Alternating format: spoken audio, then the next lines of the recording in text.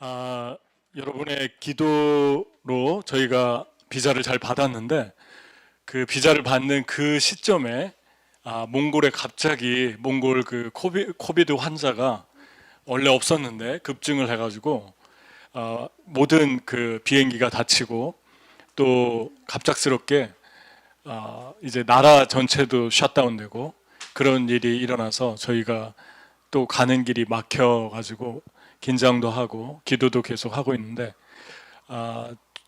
주님께서 감사하게 최근에 며칠 안 됐는데 몽골이 다시 셧다운한 거를 풀고 비행기도 운행을 하는데 도쿄에서 울란바토르, 서울에서 울란바토르, 또 프랑크푸르트에서 울란바토르 그 세 개의 노선이 지금 가고 있거든요. 그래서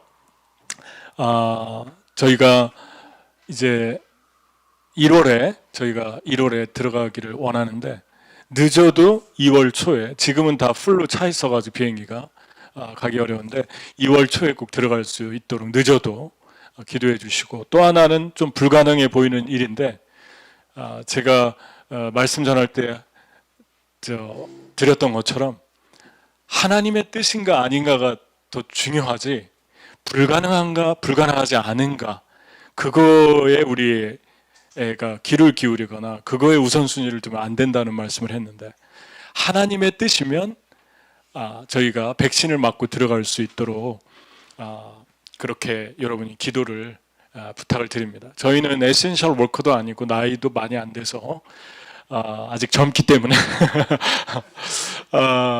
저희가 지금 맞을 수 없는 상황이지만 또 하나님이 역사하시면 또 백신을 맞고 어차피 맞아야 될 것 같아요. 그래서 맞고 복음을 위해서 빨리 맞고 언젠가는 모든 사람들이 맞게 될 것 같습니다. 그래서 들어갈 수 있도록 여러분이 기도해 주시고 지금 방송 보시는 우리 성도님들 계시면 같이 기도해 주시고 저희는 저녁에 텐텐 기도를 하는데 10시부터 10분 동안 전에도 했었는데 여러분 혹시 시간이 되면 저녁에 이제 같이 그 시간에 기도해 주시면 더 고맙고 만약에 안 되시는 분들은 하루에 꼭 한 번씩 저희가 빨리 갈 수 있도록 기도를 부탁을 드리겠습니다.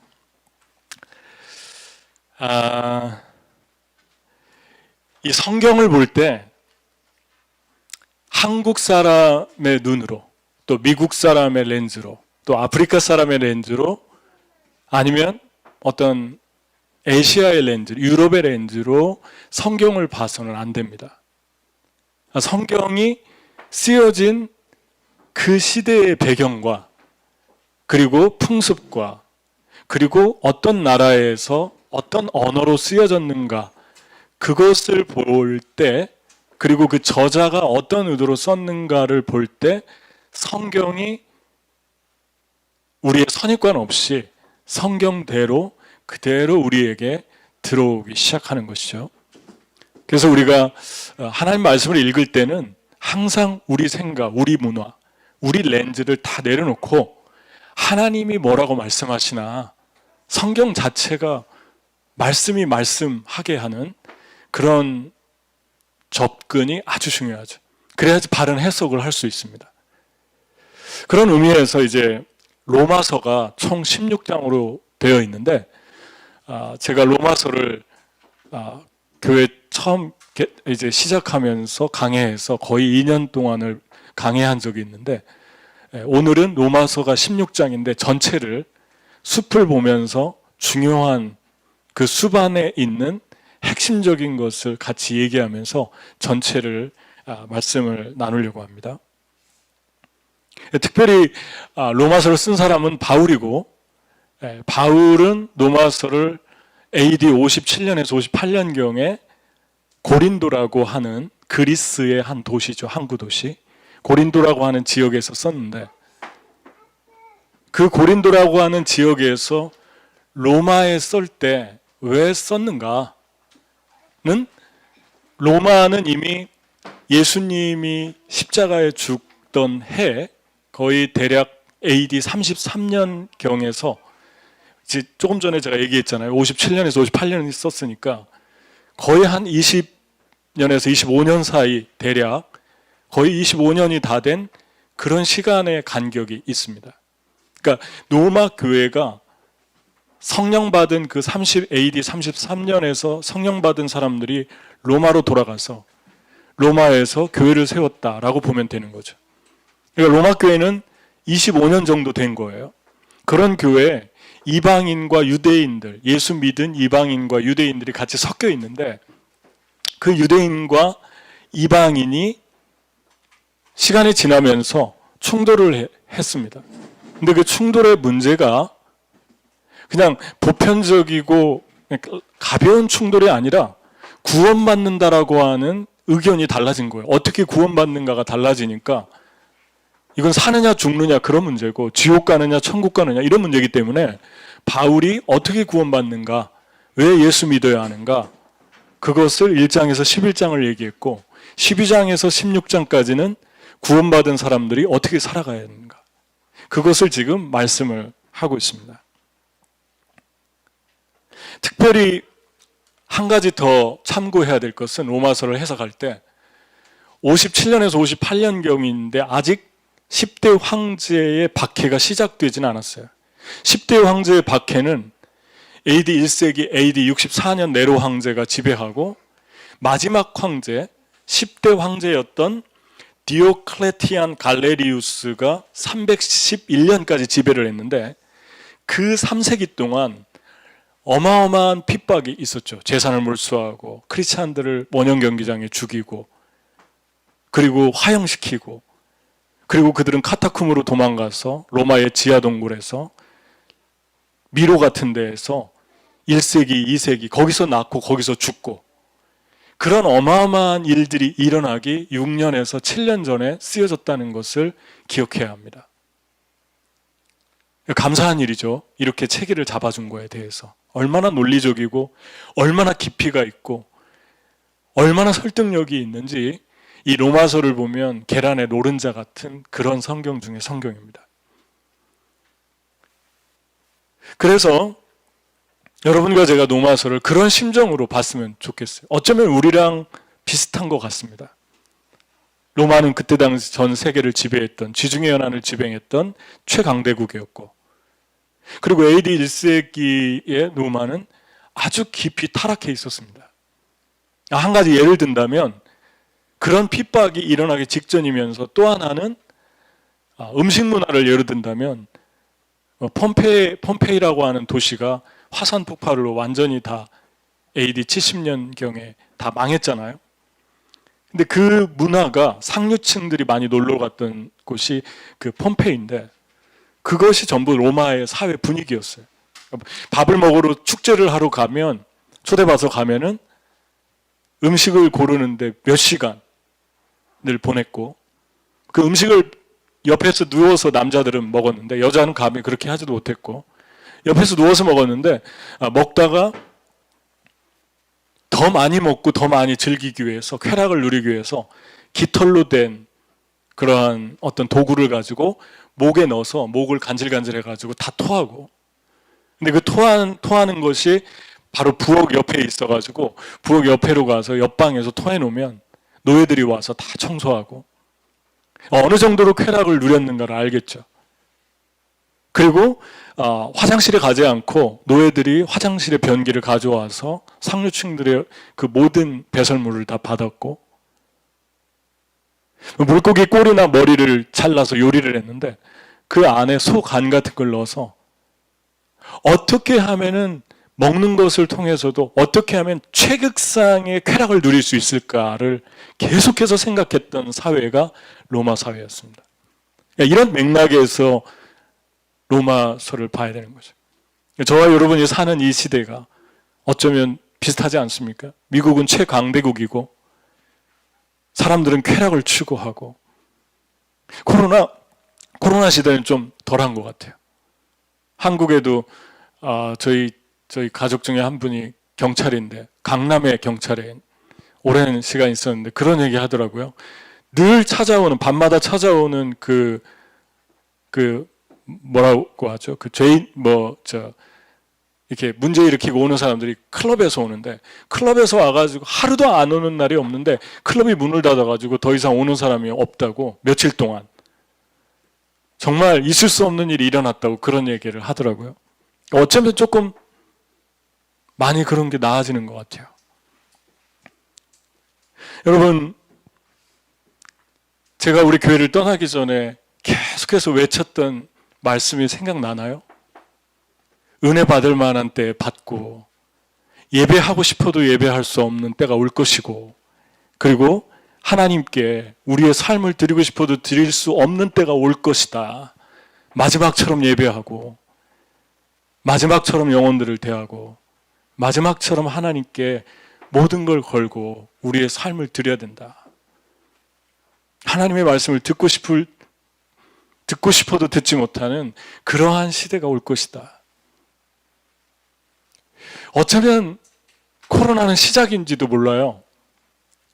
더 그리스도인들 만나기가 힘들어지고, 더 하나님을 섬기기가 어려워지고, 더 각박해지고, 더 메말라지는 그런 시대가 로마의 5, 6년 후에 왔던 것처럼, 그런 심장으로 저는 바울의 같은 마음으로 이 성경을 지금 여러분과 함께 나누고 싶은 거예요.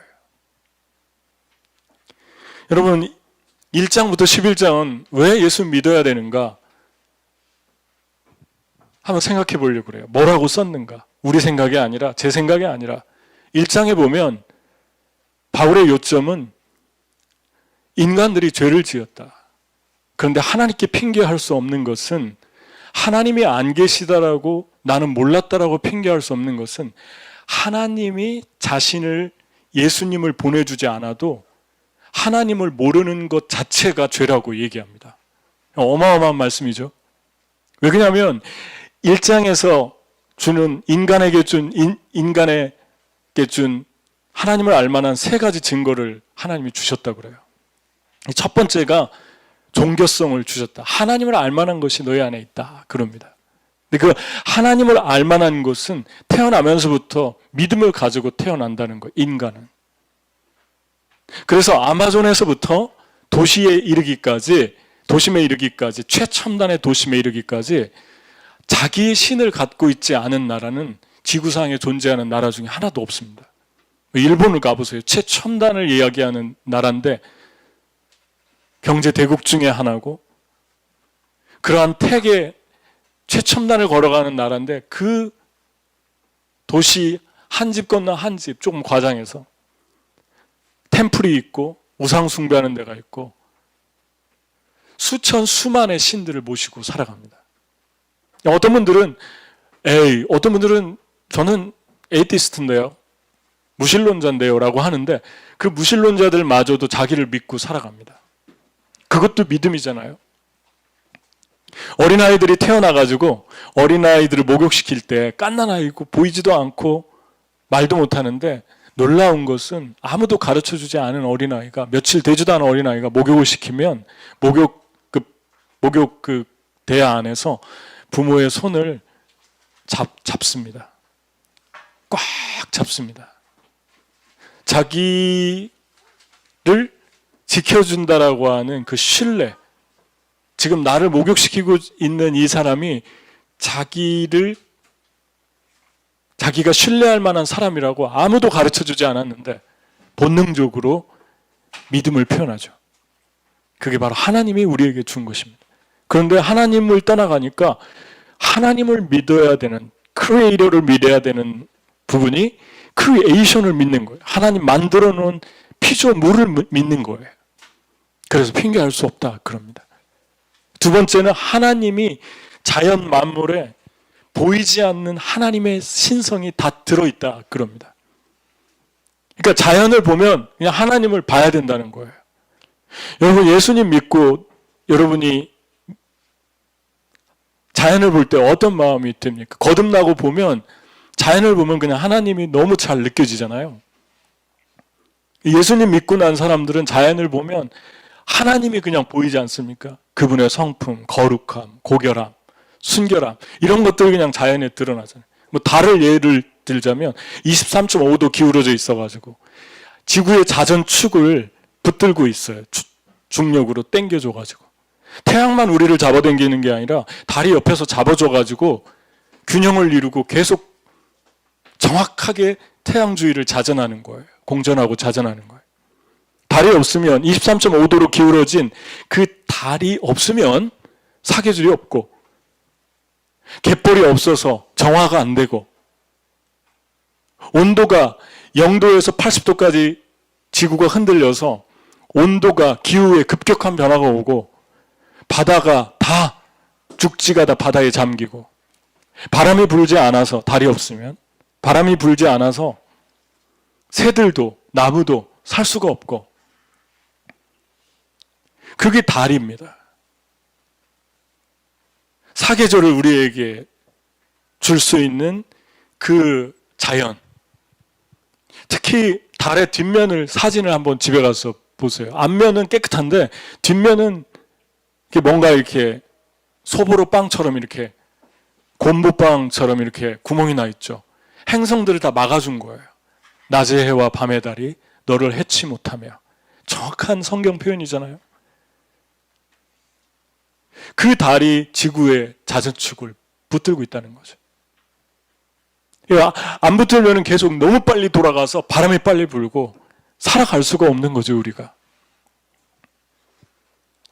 더 놀라운 것은 욥기 26장 7절에 자연에 대해서 욥이 깨달은 말씀인데 뭐라고 나와 있냐면 하나님이 북쪽 하늘을 허공에 펼쳐 놓으시고 이 땅덩이를 빈 곳에 매달아 놓으셨다. 이 말씀을 영어 성경으로 보고 한번 묵상해 보세요. 이 말씀은 AD 2500년경에 쓰여졌는, BC 2500년 전에 쓰여졌는데 지구가 둥글다고 이미 이 말씀에서 보여주고요. 하나님이 지구를 공처럼 허공에 이렇게 달고 있다. 이 공처럼 그냥 이렇게 허공에 달고 있는 거 이렇게. 근데 어떻게 이 지구가 안 떨어지는 것입니까? 우주로.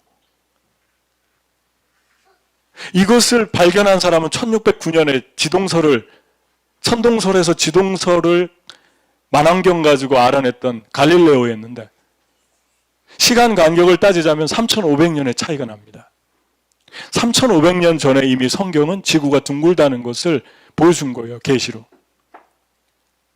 구름을 막아서 구름 안에 비를 넣으시고 비를 구름에서 비가 내려오잖아요. 과학자들이 그 뒤에 AD 시대에 발견했던 것들을 성경이 다 얘기하고 있지 않습니까? 놀랍지 않아요? 더 놀라운 것은 이 지구의 원주가 지름의 2배죠. 이 원주가 4만 70km예요. 거리가. 지구의 둘레가. 전체가. 4만 70km에 이제 24시간을 나누니까 대략 1600 시속 70km로 1시간에 1670km를 달리는 속도로 자전하고 있다는 거예요. 실감이 안 나죠? 1670km면은, 시속 1670km면은 어느 정도인지 아십니까? KTX가 부산에서 서울에서 부산을 가는데 325km 정도 시속. 그럼 부산에서 서울까지 11분 만에 주파할 수 있는 속도예요. 지금 지구가 이렇게 돌고 있어요. 여러분 만약에 부산에서 서울까지 11분에 주파하는 속도로 그런 성룡열차 타본 적 있어요? 롤러코스터 속도는 게임도 안 된 거죠. 그런데 롤러코스터만 타도 여러분과 저 정신이 하나도 없는데 저는 그래서 안 타요. 아주 안 좋아해요, 롤러코스터를 저는. 그거는 비교도 안 되는 속도로 지금 돌아가고 있는데 왜 튕겨나지 않습니까? 여러분과 제 몸무게가 몇이죠? 1톤이 1000kg이에요. 100kg 넘는 사람 없잖아요, 아직. 그죠? 100kg 넘는 분들이 10명이 있어야 돼. 100kg 넘는 분들이 10명 있으면은 1톤이에요. 근데 지구의 무게가 몇 톤인 줄 아십니까? 59조 8천억 톤이에요. 그 무거운 무게가 공중에 떠 있잖아요.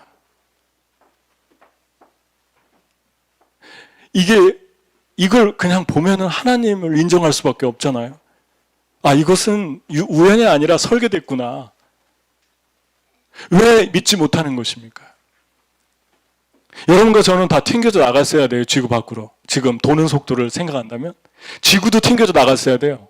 지구도 계속 있다는 것 자체는 이 세상에 어떤 것도 지구만 빼고 어떤 것도 허공에 떠 있는 건 없어요. 심지어 풍선도 조금만 떠 있다 터지죠. 모든 건 다 걸치고 있어요. 여러분과 저도 땅에 걸치고 있고 빌딩도 걸치고 있고 나무도 걸치고 있고 다 걸치고 있어요. 그런데 지구는 그 무게인데 수십조억 톤의 무게인데 왜 떨어져 나가지 않을까? 여러분, 이러한 분이 바로 하나님입니다. 저는 예수님께서 사람들을 보고 예수님 믿지 않는 걸 이상히 여겼다라는 말씀이 조금 이해가 되려고 그래요. 이상히 여겼다는 거 왜 믿지 않지? 이런 거는 믿어야만 되는데 왜 납득이 안 간다는 거예요.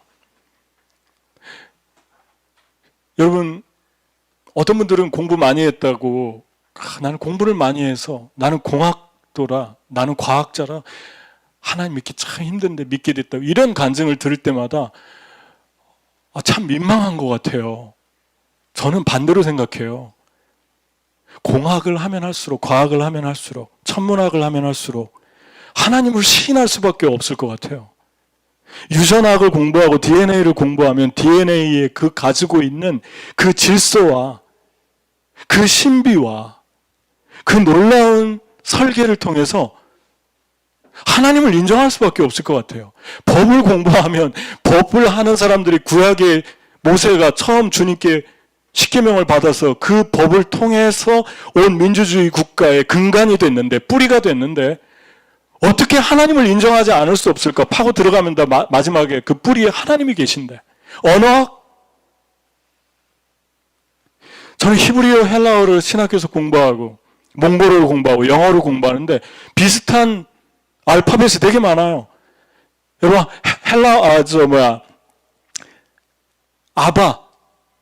아바라는 이 아람어가 아바라는 그 아람어가 우리랑 똑같잖아요. 아빠. 몽골어 에츠 비슷하지 않습니까? 언어를 들어가다 보면 언어가 얼마나 비슷한지 알파벳처럼 알파벳도 비슷한 알파벳이 얼마나 많은지 히브리어, 러시아어 알파벳, 몽골은 러시아 알파벳을 쓰는데 히브리어하고 러시아 알파벳이 비슷한 게 몇 가지가 있어요. 헬라어도 들어있어요. 몽골어에. 몽골어가 아니죠. 러시아 알파벳을 빌려왔으니까 알파벳을 보면 헬라어하고 비슷한 게 또 있고 비슷한 게 똑같아요. 언어학, 왜 언어가 똑같을까? 파고 들어가면 하나였으니까. 하나님이 만든 그 언어가 하나였으니까. 어떻게 공부를 하면 의사요? 몸을 연구하는 의사요? 신체를 해부하는 해부학자요? 신체의 해부를 하면서 신체의 신비를 보면서 어떻게 하나님을 인정하지 않을 수 있을까? 저는 많이 배워가지고요. 저는 지식이 많아서 하나님 믿기 어려워요. 앞뒤가 맞지 않는 말이에요. 우리는 과학을 깊이 연구하고 문학을 연구하고 옛날 고전 문학을 보십시오. 그 깊이 있는 문학들을 보십시오. 그 문학 속에 다 하나님이 배어있고 성경이 배어있고 찬양이 배어있고 그냥 세상에 세큘러한 문학인데 은혜 받잖아요. 우리 그런 책을 읽다 보면 그냥 은혜 받잖아요. 통나무에 살았던 톰 아저씨, 하이디, 톰 소여의 모형 뭐 이런 거 있잖아요. 책을 읽다 보면 그냥 은혜스럽잖아요. 성경이 나오고 자연스럽게 찬양이 나오고 예술도 어떤 것도 다 하나님을 인정할 수밖에 없어서 너희는 핑계할 수 없다. 그게 1장에 바울이 하는 말입니다. 하나님이 예수님 안 보냈어도 너희는 하나님을 알아야 돼. 그 말씀을 하고 있는 거예요. 죄가 하나님을 못 알아보게 한다는 거죠. 믿음을 다 바꿔놓는다는 거죠. 그래서 하나님이 내버려 뒀다 그래요. 그러니까 하나님이 우리가 죄를 지고 잘못된 길을 가서 우리가 책망받고 삶이 힘들어지는 건 은혜 중에 은혜인 거예요. 그래서 하나님께 엎드리고 회개하는 건 은혜 받은 사람들이에요. 아멘? 그렇죠? 코로나에 걸렸을 때 회개할 거가 없는 사람 우리 형제, 성재 형제 같은 분이 회개 너무 많이 했어요. 제가 볼 때 하나도 없을 것 같은데. 하나님 앞에 계속 그런 반응으로 우리가 나가게 되지 않습니까? 하나님의 은혜예요, 은혜. 근데 하나님이 그냥 내버려 두었다. 그것처럼 무서운 말이 없는, 그게 심판이에요. 한 나라와 한 개인이 하나님을 떠났는데. 세 번째 준 것이 양심입니다. 하나님의 율법을 몰라도 그 사람의 마음속에서 자기 생각으로 혹은 송사하고 어큐즈하고 혹은 방어하고 변명하고 디펜스하고 그런 모든 것들이 율법 대신 너의 양심이 말씀이 없어도 너에게 율법이 된다, 말씀이 된다, 성경이 된다, 그렇게 말합니다. 그러니까 하나님을 알려주지 않아도 알아야 된다는 거죠. 하나님 모르는 사람들도 죄지면 고민하고 마음에 찔려가지고 살아가는 게 힘들어지잖아요. 여러분, 짐승들이 죄 짓고서 밥 못 세우고 잠 못 잤다고 그러는 거 보셨습니까? 사람에게만 준 양심이에요. 그래서 우리가 죄를 지면 괴로워지는 거예요. 하나님 몰라도 하나님이 하나님 알만한 것 세 가지를 주신 것입니다. 이게 1장의 말씀이에요. 그래서 핑계할 수 없다. 너희는 다 죄인이다. 그러니까 유대인들이 그걸 보고 우리는 하나님 말씀 받았는데 우리는 너희들하고 다른데 2장에 가서 바울이 그럴 줄 알고 유대인들을 신랄하게 공격합니다. 율법을 지킨다고 우월감을 가진 너희여! 너희는 도적질하지 말라 놓고 도적질하고 미워하지 말라 놓고 미워하고 간음하지 말라 놓고 간음하지 않느냐. 그러면서 율법의 최고 권위자였던 가말리엘, 율법의 최고 권위자가 가말리엘과 힐렐이었습니다. 이 힐렐은 진보파고 가말리엘은 보수 중에 보수였는데 가말리엘의 수제자가 바울이었어요. 그 학문을 마스터한 사람이니까 얼마나 그 지식이 많겠습니까? 그런 율법의 전문가가 얘기를 하기 때문에 우리는 눈여겨봐야 돼요. 나도 너희들처럼 율법의 전문가인데 율법이 어떻게 사람을 만드느냐.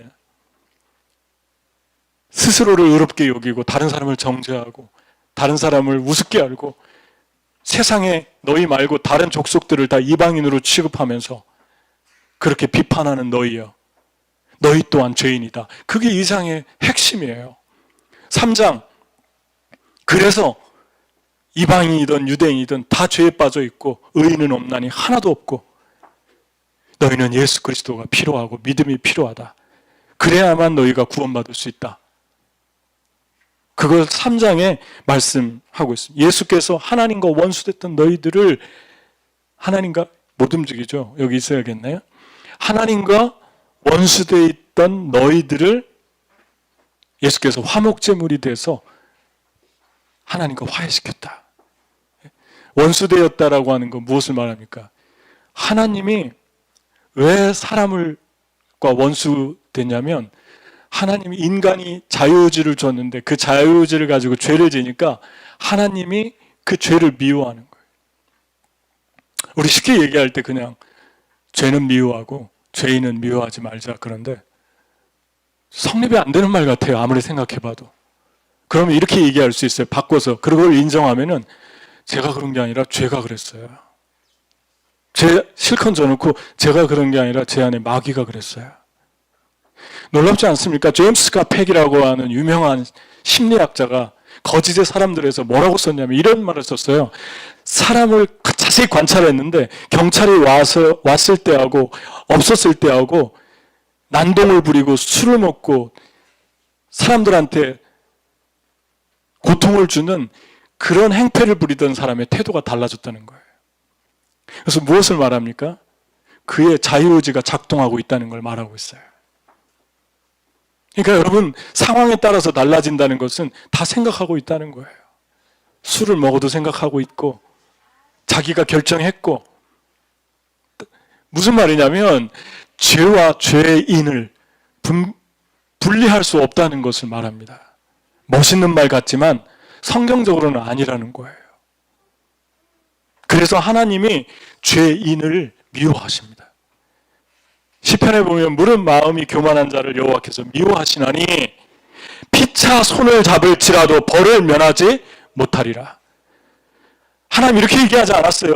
무릇 교만을 여호와께서 미워하시나니 교만한 사람은 사랑하신다. 이렇게 이야기하지 않았어요. 교만한 자를 미워하시나니 그랬어요. 여러분 사랑하는 사람들을 보세요. 여러분 사랑하는 자녀가 나쁜 짓 하고 길거리 다니면서 온갖 행패를 부리고 지나가는 사람을 괴롭히고 그러면 여러분 그 자녀를 그래도 난 널 사랑해. 그렇게 죄를 짓는 건 내가 아니고 죄다. 너 마귀가 시켜서 하는 거야. 난 마귀를 증오하지 너는 안 증오한다? 성립이 안 되는 얘기예요. 나는 네가 밉다. 왜냐하면 사랑하니까. 그렇게 반응할 수밖에 없어요. 사랑하니까 죄를 지은 그 사람이 미워지는 거예요. 그 미움을 고스란히 받아낸 분이 예수님이라는 것입니다. 그래서 십자가 위에서 엘리 엘리 라마 사박다니는 그냥 한 얘기가 아니라 진심이었다는 거예요.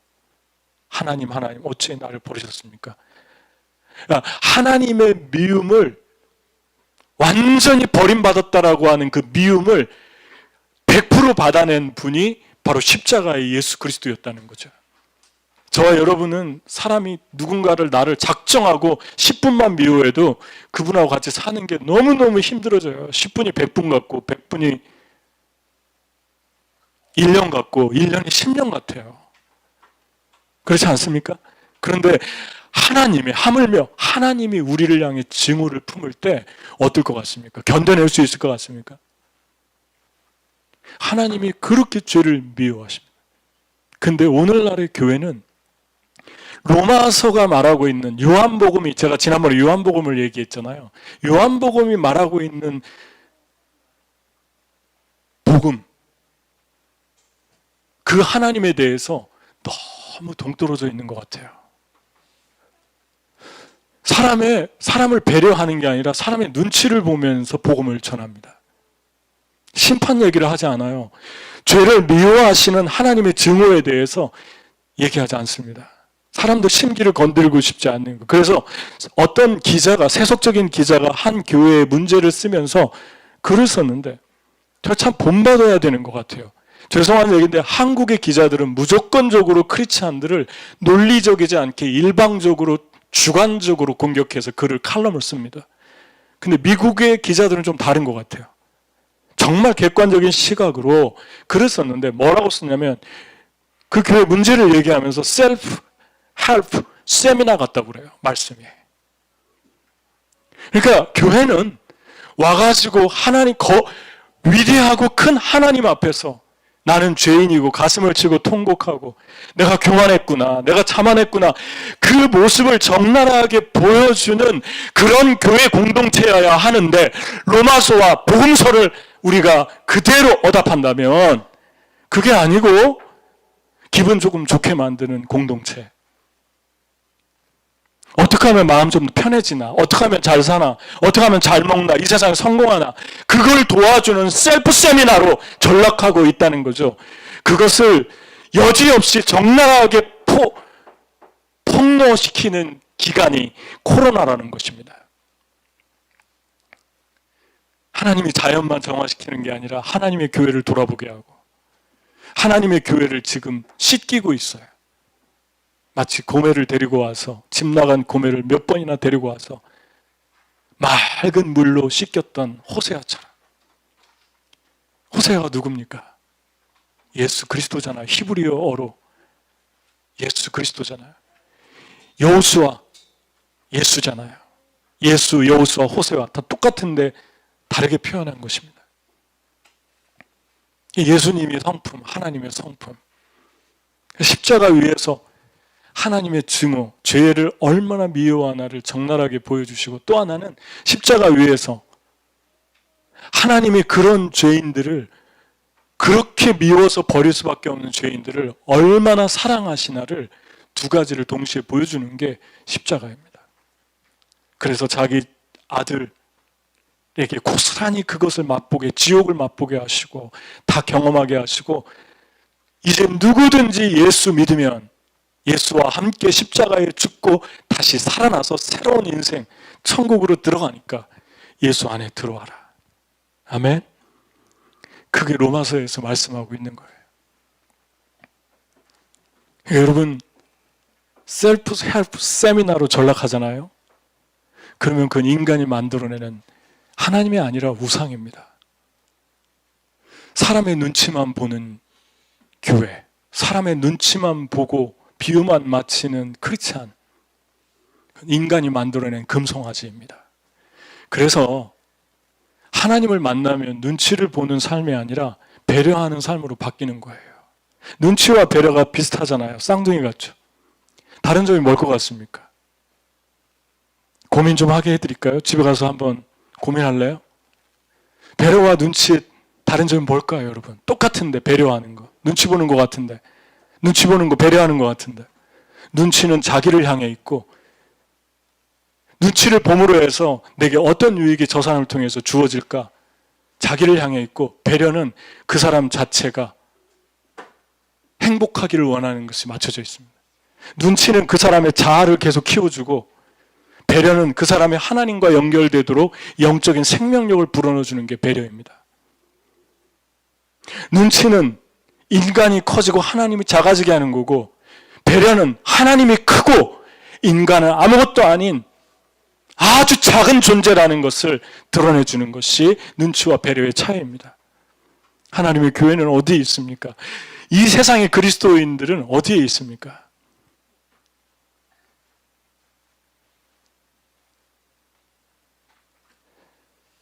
하나님의 성도가 눈치로 전락하잖아요? 그러면 예수를 전하고 싶은 열정이 약화되고 사라집니다. 왜 그런 줄 아시겠죠? 전할 필요가 없는 거예요. 반대로 눈치가 아니라 배려가 우리 안에서 드러나고 있다면 그 교회는, 그 성도는 반드시 내 영혼 안에 예수를 향한 열정, 예수를 전해주고 싶은 불타는 뜨거운 갈망, 그 생명, 그것이 함께 따라오기 마련입니다. 여기에 우리의 관심이 있나요? 4장. 그래서 바울이 이제 믿어야 되는데, 하나님을 너희가 믿어야 되는데, 믿음으로, 오직 예수님 믿음으로만 너희가 새 사람 될 수 있고, 마음으로도 사랑할 수 있고, 원수도 사랑할 수 있고, 그 예수 안에 모든 것이 다 들어있다. 예수 안에 모든 것이 다 들어있다. 그러니까 믿어야 된다. 그래서 가지고 증거를 댄 게 아브라함입니다. 유대인들은 아브라함 얘기하면 숙연해지거든요. 가장 존경하는 게 아브라함이고, 그 다음 다윗이고 모세거든요. 아브라함은 뿌리기 때문에, 이스라엘의 역사의 시작이기 때문에 그래요. 근데 아브라함에게 뭐라고 얘기합니까? 아브라함이 믿음으로 의롭게 되고 율법으로 의롭게 되지 않았다. 너희들 거꾸로 알고 있지만, 아브라함이 믿음으로 그가 하나님을 믿으니, 자식이 없었는데 자식을 준다고 할 때 하나님을 믿으니 그 믿음을 의로 여겼더라 라고 하는 게 17장에 나오는데, 그로부터 14년이 흐르고 뒷부분에 가서 창세기를 보면 아브라함이 할례 받는 말씀이 나옵니다. 근데 그 할례 받는 기간이 14년이 걸렸어요. 14년 전에 아브라함이 자식을 준다고 했던 하나님을 믿으니 하나님이 이것을 의로 여기셨더라. 그럼 아브라함이 믿음으로 구원을 받았냐? 아니면 율법, 할례, 율법의 상징인 할례로 구원을 받았냐? 그 얘기를 하는 거예요. 믿음으로 받았다.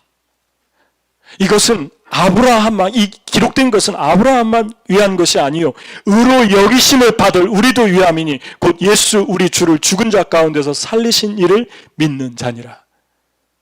그럼 저와 여러분의 마음이 급해지지 않습니까? 예수님 모르는 사람들 한 명이라도 더 살려야 되는 거 아닙니까? 우리가 예수님 믿고 구원받고 거듭났다면. 여러분, 그래서 바울이 지금 스페인으로 가면서 예루살렘과 서바나의 3분의 2 지점에 있었던 노마를 들리고 싶었던 거예요. 나는 너희들을 더 뜨겁게 하고 싶다. 나는 너희들이 복음으로 돌아와서 많은 영혼들에게 불타는 이 복음, 예수 안에 있는 이 복음, 예수를 전해주는 교회로 세우고 싶다. 일장의 신령한 은혜를 너에게 나눠주고 싶다. 그게 바로 예수님이었어요. 여러분, 한 가지 여기서 중요한 거는 아브라함이 하나님을 믿게 된 그 동기가 자녀를 준다는 거였어요. 자녀를 못 낳아가지고. 그러니까 하나님 우리에게 믿음을 주실 때 우리 일상의 어떤 필요를 통해서 다가오실 수 있다는 것입니다. 아멘? 그러니까 하나님이 우리의 삶하고 동떨어지지 않았어요. 우리의 삶에서 다른 사람이 볼 때는 아무것도 아닌 것 같은데 하나님이 약속해 줬는데 불가능해 보이고 이루어지지 않는데 내가 포기할 수 없을 만큼 내 영혼이 계속해서 시간이 지나도 뜨겁게 불타고 소망하고 갈망하는 것, 그것을 오직 믿음으로만 주님이 해주실 것을 믿어야만 된다고 믿어지는 것, 그 부분이 있다면 하나님이 그걸 통해 여러분과 저를 부르시고 계신 거예요. 안 믿는 사람들은 어떤 인간적인 문제를 통해서 예수님 만나고, 처음엔 그걸 해결하러 왔는데, 애기 낳고 싶어서 왔는데 예수님 만나고, 믿은 사람들도 어떤 문제가 또 하나 생겨서 그 문제가 꼭 해결됐으면 좋겠다라고 하는 그것 속에서, 믿음 없이는 도저히 불가능해 보이는 그것 속에서 믿음으로 그의 영혼이 자라가고, 그 자라간 영혼을 하나님이 또 다른 픽처를 향해서 데리고 가 쓰시는 그런 일들이, 그 패런이, 그 원리가 믿음의 원리라는 것입니다. 그러니까 하나님이 여러분에게 소원을 주셨는데 도저히 포기할 수 없는 그 부분이 있다면 여러분 계속 믿으라는 것입니다. 하나님 여러분을 믿음으로 부르시고 있는 그것이 무엇입니까? 저와 저의 아내는 몽골에 가는 거예요. 아마 그냥 1년 지나면, 몽골 1년 동안 안 갔으니까 몽골에서 산 시간보다 여기서 이제 더 산 시간이 길어지고 있는데 간 지 얼마 되지도 않고 그냥 PCC 할 수 있잖아요. 근데 놀라운 것은 둘이 똑같이 느끼는 게 빨리 가고 싶다. 이것이 우리가 가진 것이 아니라 하나님이 준 소원이구나를 확인하는 시간이 되고 있다는 거예요. 아멘? 하나님 여러분에게 준 소원을 아무리 작아 보여도 포기하지 마세요. 그걸 통해 믿음을 고백하세요. 그러면 하나님께서 그걸 통해 여러분을 믿음의 조상을, 모든 사람이 여러분의 믿음을 담고 싶어하는, 풋프린트를 삼고 싶어하는, 롤 모델로 삼고 싶어하는 그런 놀라운 역사가 여러분을 통해서 하나님 이루실 거라는 것이죠. 아멘. 5장에 가서는 그러므로 우리가 믿음으로 의롭다 하심을 받았으니 예수 그리스도로 말미암아 하나님과 화평을 누리자. 이게 핵심이에요. 누리자. 누리는 거 두 가지예요. 너희가 그 은혜를 인하여 그 땅에 들어와 서 있고 그 영원한 도성을 바라보면서 들어가고 싶어하고, 두 가지를 누리는 거예요. 하나는 서 있고 이미 들어와서 누리는 거고, 또 하나는 영원한 천국을 바라보면서, 마치 여행을 준비하는 사람이 가기 전에 즐기는 그 즐거움 있잖아요. 준비하면서 가방을 싸면서 근사한 데를 가려고 하는데 마음부터 설레이고, 그 기분이 더 좋지 않습니까 여러분? 우리는 이 두 가지의 천국을 누리고 있잖아요.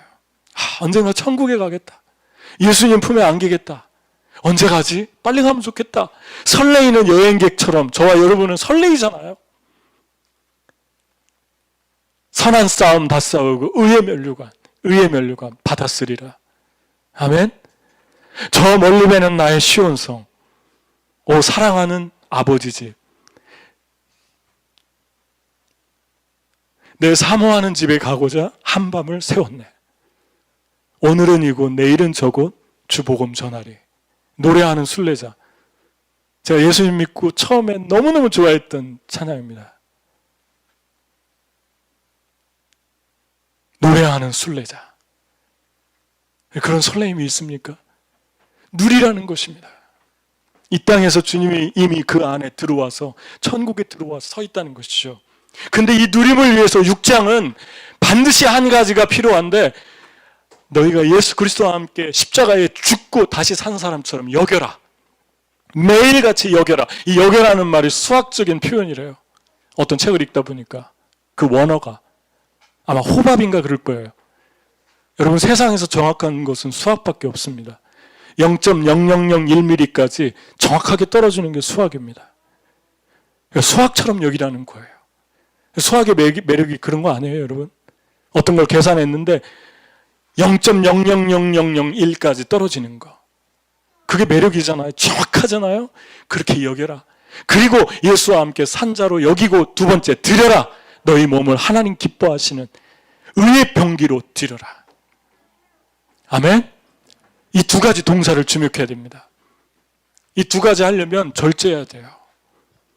몸도 드리고, 아직 세상에 영향을 받고 유혹을 받고 사니까 어떨 때는 예수님 알지 못하는, 나는 구원받고 새롭게 됐지만 예수 알지 못하는 그 보스가 직장에서 나를 괴롭힐 수도 있고, 내 주변의 가족들이 나를 힘들게 할 수도 있고, 그러면 그게 트라우마도 되고, 영원히 내 안에서 치유될 수 없을 것처럼 나의 영혼을 계속해서 힘들게 하는 어떤 문제가 되고, 그래서 믿음은 좋은데 우울증도 경험하고,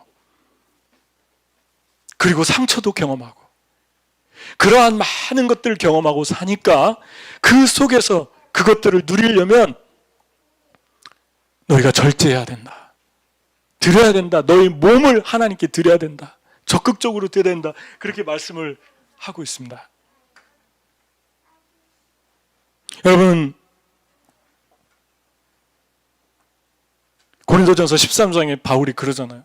절제 하나 예를 들어, 사랑은 다 동사를 얘기하잖아요. 오래 참고, 온유하고, 악한 것을 생각지 아니하고, 진리와 함께 기뻐하고.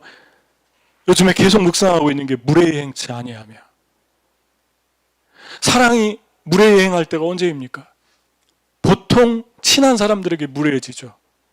우리 친해졌으니까, 우리 가까워졌으니까 예의가 없어지죠. 그러다 보면 상하죠. 관계가 깨지죠. 다윗이 뭐라고 얘기했습니까? 16편 7절에 시편, 나를 훈계하신 여호와를 송축할지어다. 밤마다 내 양심이 나를 교훈하도다. 여러분, 다윗 같은 성자가 밤마다 침상에서 가책을 느꼈어요. 하나님의 책망을 느끼고 자기를 돌아봤어요. 이 성경, 이 다윗이 위대한 건 그 바로 전절에 있습니다. 하나님이 줄로 내게 재어준 구역은 아름다운 곳에 있으며 나의 기업이 실로 아름답도다. 힘들고 어려울 때 자기를 돌아본 게 아니에요. 모든 것이 너무 좋아서 하나님이 줄로 재어준 내 모든 삶의 반경들, 가족들, 자녀들, 재정, 집, 모든 거 하나님이 주셔서 그 울타리를 쳐줘서 그 펜스 안에서 내가 누리고 있는 그 많은 축복들이 있는데, 그런 삶 속에서 겸비한 다윗의 모습을 보잖아요. 그런 삶 속에서 밤마다 내 양심이 나를 교훈하도다. 그게 절제예요. 힘들고 어려운 일이 오면 자신을 돌아봅니다. 그래서 사람들이 겸비해지죠. 숙연해집니다. 그런데 삶이 조금만 나아지면, 문제거리가 조금만 없어지면 우리 한눈 팔고 딴짓 하잖아요. 그리고 자신도 모르게 교만해지잖아요. 그러면서 고백하죠. 나는 겸손하다. 나는 어느 때보다도 충만하다. 성경이 이야기하지 않습니까? 가장 섰다라고 안심될 그때가 네가 넘어진 때다. 그러지 않습니까? 누구든지 자기를 경건하다고 하고 자기 입을 자갈매기지 않으면 그 경건은 헛것이다. 그러지 않습니까? 야고보서에. 가장 경건하고 가장 행복하고 가장 은혜 받았다라고 생각할 그 시간에 절제할 때 누림이 그 안에 있습니다. 아멘? 아무리 좋은 게 있어도 절제하지 않으면, 선악과 많은 따먹지 말아라. 다른 거 다 하는데 절제를 얘기한 거예요. 선악과 자체가 능력 있는 게 아니고 절제하지 않으면 나에게 독이 되죠. 음식도, 노는 것도, 관계도, 그 어떤 것도 다 독이 됩니다. 근데 절제하면 누리게 되죠. 적당히, 이 선에서. 그리고 더 가까워질수록, 더 사랑할수록 더 겸손히. 우리 주님이 우리에게 너는 분을 내어도 해가 짓지 말도록 분을 품지 말며 그러잖아요. 얼마나 멋있고 은혜스러운 말입니까, 여러분? 분을 가질 수 있는데 오래 갖지 말라는 거예요. 그 분이 의로운 분인지 아니면은 죄악된 분인지를 얘기하고 있잖아요. 아무리 의로운 분도 해를 넘기면서 그 다음날까지 가지고 가면 마귀가 틈타는 것입니다. 그러니까 우리 안에는 시기할 수도 있고 미워할 수도 있고 사랑하는데 미움이 안 할 수가 없어요. 미움이 없는 사랑은 없어요. 거룩한 미움이 하나님께 있습니다. 사랑과 미움은 붙어 있어요. 사랑하기 때문에 죄지면 싫은 거예요. 우리 안에 시기하는 마음이 생기고 질투하는 마음이 생기고 용서하고 싶지 않은 마음이 생기고 당신이 했으니까 나도 좀 당져볼게, 나도 좀 하나님이 육신의 생각은 당을 짓는 것과 음욕과 정욕과 나눔과 분리와 원망과 시비와 이러한 것들이 밤까지는 있을 수 있다. 분뿐만이 아니라 하지만 그 다음날 날이 새면 그 전에 해결하고 떨쳐버려라. 아멘? 그게 그리스도인들입니다. 여러분과 저도 미워할 수 있어요. 여러분과 저도 시기하고 질투할 수 있어요. 그런데 내 안에 있는 양심이, 내 안에 있는 성령이, 내 안에 있는 스피릿이 나를 밤마다 교훈합니다. 주님, 네, 이렇게 하면 안 되지. 반대로 살겠습니다. 그러면 누리는 거예요. 그리고 이제 다 된 줄 알았는데 7장에 더 큰 충격적인 얘기를 하죠. 그런데 내가 1장, 2장, 3장, 4장, 5장, 6장까지 이 놀라운 깨달음을 가지고 왔는데 바울이 얘기하잖아요. 내 안에 한 가지 깨달은 게 있는데 선을 행하자는 마음도 있고 악을 행하는 마음도 있고 둘이 싸워서 악이 나를 사로잡아 와서 나는 곤고하다. 이제 어떡하지? 난 예수 믿고 다 된 줄 알았는데, 여러분 그런 경험할 때 있잖아요. 예수 믿고 내가 정말 바뀌고 그분 안에서 놀라운 걸 누렸는데 어느 날 내가 죄에 다시 떨어지고 원점으로 돌아가는 것 같고, 그때마다 우리에게 어떤 회의가 듭니까? 예수 믿어봤자 옛날 지었던 죄를 또 짓네. 그럼 하나님 안 계신 건가? 그럼 믿는 게 무슨 유익이 있지? 똑같이 짓네. 한동안 뜨겁게 첫사랑 때문에 주님 만나서 새롭게 변화됐는데 옛날 내가 지었던 어렴풋이 생각나는 그 10년 전 20년 죄를 다시 내가 짓고 있네. 이 두 마음이 충돌하는 걸 느낍니다. 왜 그렇다고요? 다시 얘기하면 이 세상에서 아직 완전한 구속 천국으로 들어가지 못했기 때문에, 죄인들 가운데 섞여 살기 때문에 영향을 받는 것입니다. 그런데 우리 안에서 이렇게 생각하게 해주는 분이 있습니다. 얘야, 네가 지금 짓는 죄는 예수님 믿기 전에 짓는 죄하고 비슷해 보이는데 완전히 다르다. 너는 예수님 믿기 전에 죄를 질 때 수치감도 못 느꼈고, 사람들이 안 보면 됐고, 사람들이 보면은 안 됐고, 그리고 또 죄를 짓고 그랬는데 회개하는 건 더더욱 없었고, 예수 믿고 나서는 어떻습니까? 회개하고 비슷한 죄를 져도 하나님께 잘못했어요. 주님, 제가 거룩하게 살고 싶어요. 내 안에 죄도 있고 선한 마음도 있는데 다음번엔 꼭 이기게 해주세요. 하나님을 생각하고 있잖아요. 그 역할을 해주는 게 8장. 그러므로 예수 그리스도 안에 있는 자에게는 결코 정죄함이 없나니 생명의 성령의 법이 죄와 사망의 법에서 너를 해방하였습니다. 아멘. 그러니까 여러분, 성령이 그런 생각으로 우리의 영혼을 인도해 가는데, 성령의 생각을 따라갈래? 육신의 생각을 따라갈래? 성령을 따라가라고 얘기합니다. 육으로 살면 반드시 죽는데 영으로 살면 살 것이다. 아멘. 어떻게 성령이 내 안에 이미 들어와 있고 내 안에 소망을 주고, 그런 성령이 어떻게 내 안에서 더 충만해질 수 있을까? 너희 안에서 그 성령이 너희가 구할 것을 알지 못하지만 너희를 위해서 하나님께 말할 수 없는 탄식으로 간구한다. 그리고 하나님의 뜻을 너희에게 알려준다. 트랜슬레이트 해준다. 그러니까 성령이 기도한다고 하니까 여러분과 제가 기도하면 성령의 음성을 듣고 하나님의 뜻을 알 수 있게 된다는 거예요.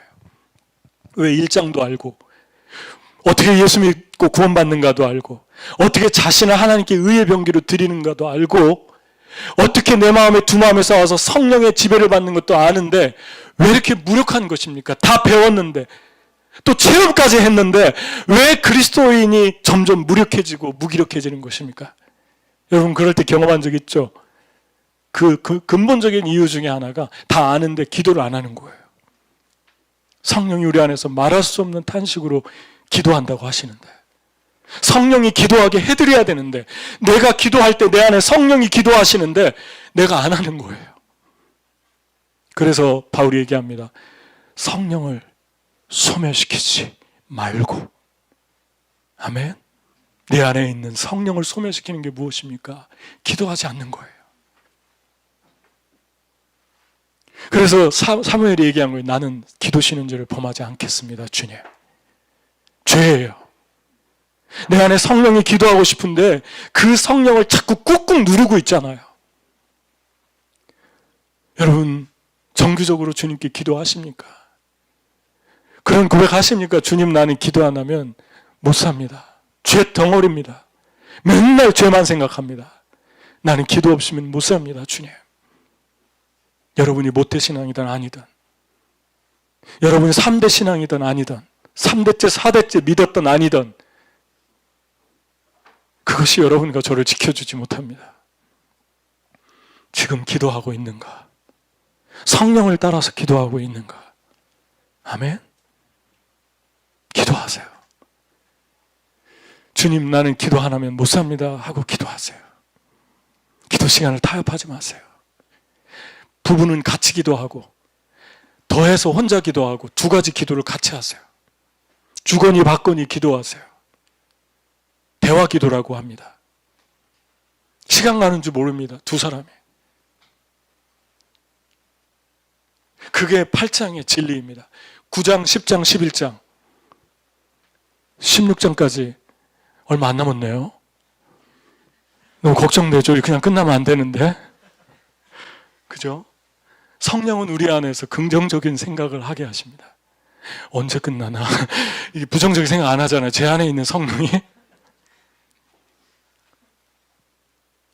여러분 9장 10장 그래서 바울이 얘기합니다. 그래서 나는 내가 저주를 받아서 예수 그리스도 안에서 끊어질지라도 바울 성격이 참 강한 게 느껴지죠. 이런 말 안 해도 되는데 내가 저주를 받아 끊어질지라도 나는 내 골육 친척 이스라엘 족속과 내 골육 친척에게 먼저 복음을 전하고 싶다. 9장 10장 11장 이스라엘 사람들이 자기 의를 내세우려다 복음을 놓쳤지만 예수는 안 믿고 오히려 그들을 통해 온 그 복음이 온 세상에 미쳐서 열방이 믿지만 언젠가 바알에게 무릎 꿇지 않은 7천 명이 주님께 돌아오는 것처럼 남은 구루터기들이 렘넌트들이 주님 앞에 돌아올 그날이 있으니까 유대인들 무시하지 말아라. 유대인 없이 너희가 어떻게 존재했겠느냐. 유대인들 무시하지 말아라. 그들은 너희들이 예수 믿게 해준 통로이다. 그들로 너희들을 시기하게 해서 하나님께 돌아오게 하는 그날까지 너희는 유대인들을 위해 기도하고 그들이 복음을 들을 날을 위해 기도하고 무시하지 말아라. 그게 골자예요. 아멘. 그리고 오늘 말씀 가장 핵심적인 부분 12장에 도착했습니다. 그러면 이제 끝난 겁니까? 예수님 믿었으니까, 예수님 믿고 나서 어떻게 믿었으니까, 다 원리를 알았으니까 끝난 겁니까? 이제부터 시작합니다. 바울이. 그러므로 너희는 형제들아 내가 하나님의 모든 자비하심으로 너희를 권하노니 너희 몸을 하나님이 기뻐하시는 거룩한 산제사로 드리라. 이것이 너희의 드릴 영적 예배니라. 너희는 이 세대를 본받지 말고 오직 마음을 새롭게 함으로 변화를 받아 하나님의 선하시고 기뻐하시고 온전하신 뜻이 무엇인지 분별하도록 하라. 여러분 제사를 얘기했잖아요. 거룩한 산 제사로 드려라. 그게 예배다. 제사와 예배의 다른 점이 무엇입니까? 제사는 구약에서 이미 죽은 걸 드렸어요. 짐승의 죽은 피를 드렸어요. 예배는 예수님이 이미 십자가에 죽어 더 이상 죽을 필요가 없고 제사를 지낼 필요가 없고 피를 드릴 필요가 없고 예수님이 끝냈으니까 그 은혜 감사해서 축제를 벌이고 감사하고 기뻐 뛰며 찬양하는 게 예배입니다. 그런데 거룩한 산 제사를 드리라고 했으니까, 특히 너희 몸을 거룩한 산 제사로, 제물로 드리라고 했으니까, living sacrifice라고 했으니까, 예배당에 하나님을 국간시키지 말고 예배당에 나가는 그 순간부터 너희의 몸이, 너희의 삶이 예배가 되게 하라. 그 말씀 우리에게 하나님은 특히 거룩하다라고 하는 이야기를 붙이지 않습니까? 가톨릭에서요, 미사라는 말이 있죠. 우린 예배라고 하는데, 미사의 뜻이 무엇입니까? 미사, 라틴어로 미사의 뜻은 이때 미사 에스트입니다. 이때 미사 에스트라는 말을 사제가 성도들을 밖으로 내보내면서 마지막 예배 끝나고 하는 말이에요. 지금부터 미사하러, 직역하면 그렇습니다. 지금부터 미사하러 가십시오. 예배가, 정규 예배가 끝나는 그 시간부터 예배가 세상에서 시작되는 거예요. 여러분, 오늘날의 이 교회, 또 하나의 하나님께서 찾고 계시는 사람들은 그냥 교회 안에 하나님 가둬두고 하나님 교회만 계세요. 제가 얼른 세상에 갔다 올게요 하고 세상에서 하나님 없는 것처럼 사는 그러한 삶이 아니라, 세상에 갔다가 내가 살아가는 모든 순간순간 내 움직이는 모든 언어, 모든 몸이 하나님께 산 제물로 드려질 때 그걸 하나님께서 받으시겠다는 것입니다. 지금 오늘 우리가 사는 이 시대는, 이 어려운 시대는 그런 특징을 가지고 있죠. 혼자 예배해야 돼요. 안 봐도 지금 저희는 지금 방송으로 드리고 있는 분들이 예배를 드리는지, 누워서 드리는지, 앉아서 드리는지, 마음을 다 쏟아드리는지 모릅니다. 이게 세상이에요. 이 세상에 있지만 하나님 나 보는 것처럼 사는 삶, 그게 산 제사입니다. 아멘. 그 제사 내가 기쁘게 받는다 그럽니다. 하나님 기뻐하시는 산 제사라고 그럽니다. 삶으로, 몸으로 주님 앞에. 그럼 내가 삶으로 주님 앞에 드리고 있는가 어떻게 알 수 있을까요? 세 가지 기준이 있죠. 이 세대를 본받지 않는 특징이 있습니다. 이 세대는 이 세상의 패런을 카피하지 않는다는 것입니다. 두 번째, 항상 마음을 새롭게 해서 마음의 변화를 받으려고 합니다. 자기를 돌아보고 다윗처럼 밤마다, 순간마다, 살아가는 순간마다 하나님 제가 또 돌이킵니다. 세 번째, 내 뜻이 아니라 하나님의 뜻 무엇입니까? 하나님의 뜻을 알고 싶습니다. 거기에 필요한 모든 것들이 불가능한가 아닌가, 이것보다 하나님의 뜻을 내가 알면 믿습니다. 아멘? 우리 주님이 그렇게 살고 싶어요. 이 세 가지가 있다면 여러분은 산 제물로 드리고 있는 거예요. 이 세 가지 반대로 살고 있다면 세상이 너무 좋고, 그리고 하나님의 뜻 관심도 없고, 마음에 변화받는 거 관심도 없고, 그렇다면 저와 여러분은 이미 산 제물로 드리고 있지 않는 거예요. 죽은 제물, 영적으로 죽어있는 상태입니다. 여러분, 저는 이 세상의 패런을 따라갔던 사람들의 구약의 대표적인 사람 한 사람을 꼽으라면 소돔과 고모라 같아요. 천사를 보내서 아브라함이 중보기도해서 주님 저 땅에 롯이 있으니까 살려주세요, 그런 의미로 기도하잖아요. 의인 10명까지 내려오잖아요. 50명에서 롯을 살리려고. 근데 그 롯이 왜 그 땅 4km밖에 안 됐는데, 4시간이면 갈 수 있었는데 6km에서 12km 했는데, 소돔과 아브라함이 있던 헤브론의 거리가 4시간이면 갈 수 있는데 걸어서 왜 거기서 못 나오고 계속 있었을까? 근데 하나님 은혜로 구원받았어요. 그런 죄인이. 너무 감사한 일이죠. 천사가 뒤돌아보지 말라고 했는데 뒤돌아봐서 와이프가 죽고, 두 번째는 그 딸들이 아버지와 함께 소알 땅에 갔는데, 우리가 세상의 본대로, 그들 표현을 빌리면 이렇습니다. 세상의 도리를 따라 우리의 배필을 될 사람이 이 땅에 없으니, 세상의 도리를 따라, 그 말이 이 세상의 데레크라는 말인데, 이 세상의 행동과 이 세상의 가치관과 이 세상이 가지고 있는 문화의 도리를 따라 아버지와 함께 동침하자. 그게 양심으로 찔렸나 보죠. 정당화 시키려고 얘기를 했는데 왜 술을 먹입니까? 찔리니까 술을 먹인 거 아니에요? 정당하게 그럼 아버지한테 얘기를 해보죠. 그 세상의 도리, 이 세상의 도리를 따라 그 세상의 도리를 어디서 배운 것입니까? 소돔과 고모라에서 배웠잖아요. 소돔과 고모라에서 그대로 보고 그 사상을 배웠잖아요. 그러면서 그 세상의 도리를 온 세상의 도리로 합리화시키잖아요. 어떻게 이 세상의 도리를 따라가지 않을 수 있을까요? 여러분과 저를 예수님의 삶과 말씀과 비교하십시오. 다른 세상 옆에 있는 세상과 비교하지 마세요. 말씀이 뭐라고 얘기하나? 제가 처음에 얘기했죠. 말씀이 얼마나 중요한가. 말씀이 뭐라고 얘기하나. 요한복음을 집어서 21장 되는 성경 아무데나 펴도 예수, 거듭남, 십자가, 거듭나야 된다. 그 얘기밖에 안 나옵니다. 로마서 1장에서 16장을 아무데나 펴서 열어도 이 얘기밖에 안 나옵니다. 그러면 여러분과 저는 어떤 도리를 따라가고 있는가 알 수 있잖아요. 절대적인 이 진리 앞에 비춰볼 때 무엇을 위해 살아야 되는가를 알 수 있지 않습니까?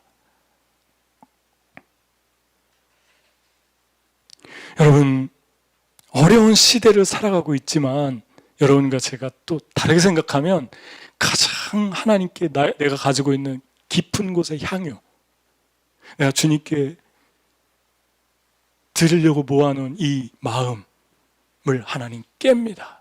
300데나리온의 향유를 언제 깼습니까? 예수님 죽기 이틀 전에 깼잖아요. 환란이 오기 직전에, 환란의 때 예수님이 붙잡혀서 갈기갈기 찢어지기 전에 그 한복판에서 깼잖아요. 여러분과 제가 이 환란을 통과하고 있는데 이 힘든 때에 하나님 사랑합니다. 내가 나를 사랑하느냐? 아가파오 매 물어볼 때 하나님 내가 주님 사랑합니다. 그렇게 고백할 수 있는 최적의 시간이잖아요. 어떻게 하나님께 드릴 수 있을까요? 이 세상을 본받지 않고 어떻게 하나님이 원하시는 예배를 산 제물로 드릴 수 있을까요?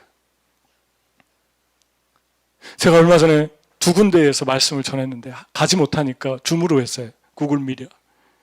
여기서 두 번 예배 드리는 걸 녹화해서 청년의 수련회 하는데 샌덱으로 보냈고, 세 번째는 줌으로 라이브로 했고, 그걸 보다가 너무너무 은혜를 받았어요. 저는 라이브로 하고 찬양만 하고 줌으로 들어와서 말씀을 들었는데 아무도 없는 그 큰 교회, 1000명도 넘게 들어가는 그 성전에 아무도 없는데 전도사님과 찬양하는 사람 네 사람, 5사람인데 키보드, 뭐 전자기타, 베이스기타, 드럼 이렇게 있는데 마스크를 다 끼고 전도사님만 놓고 찬양을 하는데 아무도 바라보지 않아요.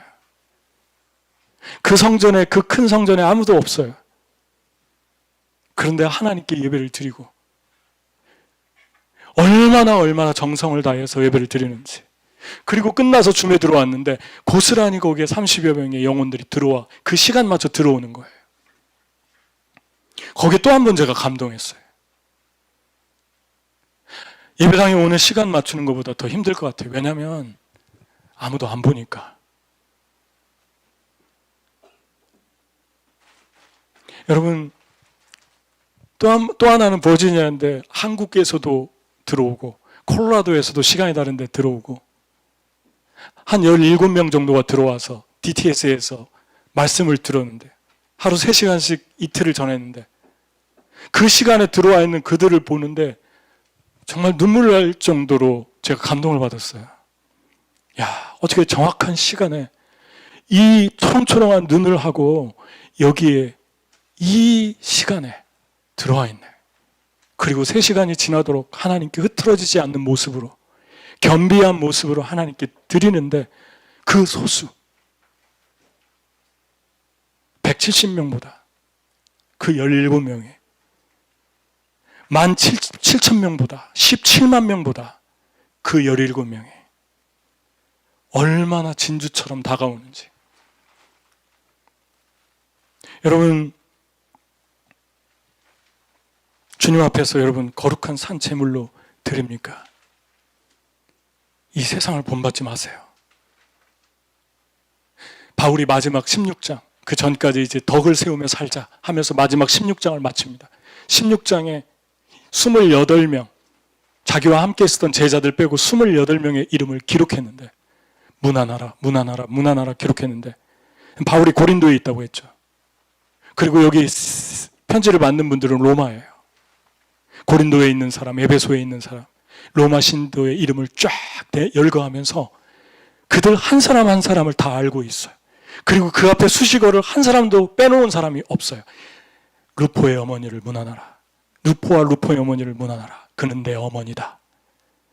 주 안에서 많이 수고한 두루베사와 두루모사를 문안하라. 저들은 주 안에서 많이 수고했다. 형용사를 하나도 놓치지 않고 다 집어넣습니다. 그건 무슨 얘기입니까? 그 사람들에 대해 너무나도 잘 알고 있다는 거 아니에요? 수천 수만 킬로가 떨어져 있는 곳에 있어도 자기가 복음을 전하고 제자 양육하고 자라가는 그 영혼들이 얼마나 끈끈하게 서로 연결되기를 원했는지, 얼마나 서로 사랑하기를 원했는지, 그들이 어떻게 뜨거운 공동체가 되기를 원했는지, 그게 복음서입니다. 루포가 누굽니까, 여러분? 구레네가 예수님 십자가를 억지로 졌잖아요. 구레네의 아들이 루포입니다.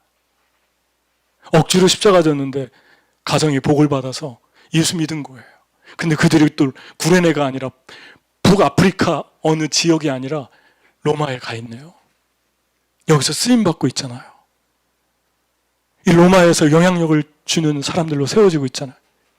내 친척하고 말한 사람 헤로디온, 내 친척을 문안하라. 3번이나 그렇게 얘기했습니다. 유니아를, 내 친척 유니아를 나보다 예수 먼저 믿고 그리스도 안에서 사도에게 유명해진 유니아를 문안하라. 무엇을 말합니까? 바울은 처음에 예수 믿을 때 그 집안에서 어마어마한 핍박을 받은 것은 100% 기정사실입니다. 무슬림 못지않게 예수 믿는 걸 핍박하는 분들이 유대인인데 누구 때문에 예수 믿었을 것 같아요? 이 내 친척들이, 내 가족들이 바울의 영향력 아니겠어요? 바울의 영향력. 여러분은 여러분 주변의 친척과 여러분의 주변에 사랑하는 사람들을 위해서 그들이 구원받기를 위해 기도하고 있습니까? 그리고 그들이 구원받을 뿐만 아니라 거룩한 산 제물이 될 때까지 내 제자가 아니라 예수 그리스도의 제자가 거룩한 제자가 돼서 산 제물로 자신의 생애를 드릴 때까지 그들을 위해 기도하고 그들의 영혼들을 케어하면서 그들의 영혼들을 세워주는데 여러분의 삶을 드리고 있습니까?